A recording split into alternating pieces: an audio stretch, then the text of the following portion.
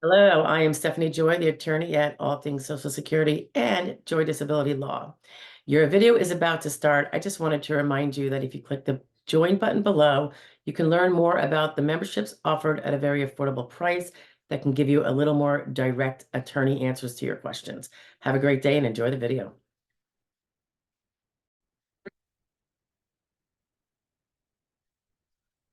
It is not unusual for claimants to wonder if there's a relativity between what their limitations do to them now and how unlimited they were before. And doesn't that make a difference? Does that matter for the adjudication of my case? I'm going to say generally it does not matter, the relativity. And what I mean by that is, and there was an example, and I want to thank the viewer for it. If someone was a weightlifter, uh, and used to be able to lift 200 and, bench 250 pounds. Now they're relegated to light or sedentary weightlifts, due to maybe an impaired back or something. So they're limited to 20. Should that give them a greater opportunity to win disability because, gosh, they've lost so much because they were so fabulous before and fit and strong and whatever? And the answer is no. That, your ability to do something before, being Superman, Superwoman, being very healthy, or not, or just very physically fit, or very strong, or very fast, it doesn't make a difference in terms of escaping any of the rules that everyone has to meet. So, God, I keep sitting on my keyboard. So it's different, but reminds me of the people that say, but I used to make six figures, doing my high skilled job, and now I can't do that. You know, uh, I'm I'm relegated to something far less. It doesn't matter the fact that you can still do it. You know, if you now you can do a semi-skilled job instead of a high skilled job, perhaps. Um, Now you can't, you maybe can't do a 250-pound lifting job, but you could do a, 25-pound lifting job, So the fact that you've fallen so far, and I don't mean to say that in a bad way, but that the parameters of what you could do is such a big difference now does not change the fact that you have the same rules. The relativity is not going to matter, that you've vastly changed in your capacities to do things. It is where you landed. Because remember, the question is, are there any jobs that person can do? Right? So just because you used to lift 200 pounds and now you can only do 20, that means you could do a light job if we're dealing with the exertional alone. And you don't get to escape a denial because, but I used to be able to do a lot more. Now I can't. It doesn't, that's not how it works. We don't get extra bonuses because we used to be so much better than the average. It's what can you do now? Can you do that? Because if in the end, if you can do that minimum wage, simple job, cleaning toilets or what have you, uh, then you could do that job and you're not disabled under the rules. Okay. This is where it's different from an LTD policy, for instance. If you have an insurance policy through your employer, or you were savvy enough to privately buy one, which most of us don't, a lot of those policies, the terms that were chosen was if you cannot do the job that you're hired for. That's a much easier burden to meet than Social Security definitions because Social Security requires that not only can you not do your prior job or any of the ones in the relevant time period, which is now 5 years and not 15, thankfully. The question is also, what about any other of the 12,000 jobs? Even the real simple ones that you might have thought were beneath your education or your skill level that you used to have, and maybe still have, but can't use because you can't do something from that job. So it is very different, and the relativity doesn't give us bonus points, unfortunately. So I hope that covers that. I have had wealthy workers, could be a doctor or, someone who made a super chunk of change, lawyer here and there, who can't do that job anymore for some reason and are astounded that they can't win their case either because they could do something else. Yeah. The argument, well, I can't pay my bills that way. That's not, insurance companies don't pay you based on your bills. They pay based on what you bought, right? And our Social Security disability is based on what we paid into, what we paid for. The more we paid in, the more we get out should we become disabled. So, all right. Does that clear that up for whoever asked? The relativity does not count. It affects claimants themselves. Like it's an emotionally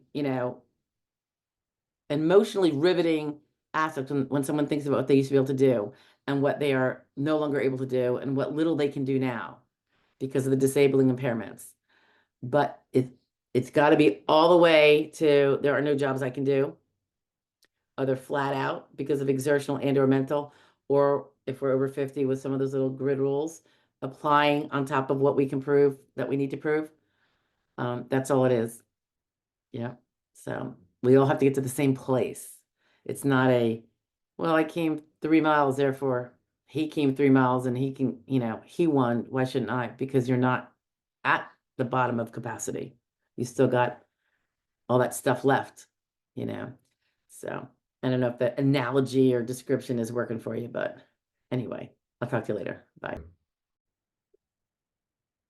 Hey, so if the subject matter of the video you just listened to is of interest and you want more on it, stay tuned. Here's another one about the same topic, but a little bit different. Bye now. Hey, we're at step 5 of the sequential evaluation process. Congratulations for getting through 1 through 4. Okay, this is where the burden of proof shifts away from the claimant. Thus far, the claimant has had to prove, each step along the way, produce. At the 5th step, the burden shifts over to the SSA. So remember, at the 4th step, you proved, in order to get to the 5th step, that you were unable to perform your past relevant work, as that is defined by the SSA. So the 5th step comes after that, and the burden shifts to the SSA. And at that step, they are proving that there are other occupations that exist in substantial numbers in the economy that you could perform. There are ostensibly 12,000 occupations under consideration. You've probably heard the scuttlebutt in the news. It's something we've all known for years and years and years, but the media decided to let it be known out and about that the occupations, the book of occupations is so outdated, it's not even funny. I mean, I'm an old broad, and it was back when I was like a teenager. So yeah, I think there were some changes made maybe when I was in my 20s. But other than that, it was when I was a teenager. And can you imagine the amount of change to occupations, how work is performed in our economies, what jobs are available and how they are done and who does them? It's mind-blowing. I can't even wrap my mind around it. I guess I would say I'm shocked that our federal government has not taken measures to keep this thing updated at least every, gosh, I would say 5 years. No, we're just going to wait 40. And it's still not updated. So I don't get that whole thing. Not sure why that is. But anyway, step 5, they will be at this point, considering your age, so it's beyond just your RFC of the limitations imposed by your medical impairments. Now they can look at your age, education, and work experience to see if you could adjust to other work. Because remember, at step 4, You successfully established that you cannot do your prior work. Very important. Never stop at step 4, because this is the one where you have to prove the other 11,999 occupations. I'm saying that jokingly, but it is pretty voluminous. If they find that you can make an adjustment to other work, then you're not going to be found disabled. So you really have to, while it is their burden, you still always want to be, first of all, you're not going to know when they get from step 4 to step 5. That's kind of all internal. This is the steps they go through. You're not going to get word of anything until you get a denial or an award. So it's really important that you pursue all medical treatment throughout the entire time period of your claim, to always be getting evidence that's going to show that you can't do any of those other jobs. Capiche? You need to, keep those diagnoses updated. If your ability to walk or stand is reduced from, say, when you filed 8 months ago to now, there's worse things happening, you need to let the SSA know, because that is going to go far to help prove that you can't do any or all of those other occupations. And I do have a video out. Should probably update it. It's about treatment. It's about treating for big things and small things. When we talk about the RFC, yes, you have your exertional levels, but, to knock out all of those, that basket of 12,000 occupations, think about occupations that, you're out because you have a really bad back. It's excruciating. You've had back surgery. Maybe it failed. All right. They might just say, it's really bad. We're going to have to put that person down at a sedentary. They can only do sedentary work. Okay. Not necessarily disabled. There's plenty of sedentary jobs out there. But you add those other pieces, manipulative limitations that would be in your RFC as fingering, feeling, manual dexterity, handling, gripping, those kind of things. You need to pursue all those body parts that are not like they were when you were 20. If they are age deteriorating, that counts. Go get it worked up. Go get those diagnostics. Go to the specialist. I say this all the time to my people. I'm the biggest nag. I drive some of them absolutely bonkers. But this is what has to be done to get your case as close to provably disabled as possible. Because it's the onus is on the SSA to prove there are other jobs, but that doesn't mean that the onus is on them, on the SSA, to fight to prove that you are unable to do things. It's going to be based on the evidence from where you've treated. Yes, they send you to a consultative examination. Woo! Yes, they might send you for x-rays. X-rays generally tell squat. So the burden has shifted, and they will produce those jobs. Unless, again, your evidence was so robust that they have to agree that you can't do any of those jobs full-time. Okay, so that is step 5. Can you adjust to other work? In other words, can you do any of those other occupations on a full-time basis? And those occupations don't have to be in your hometown. They don't have to be jobs available. They don't have to be, within your county. It's the regional or national economies.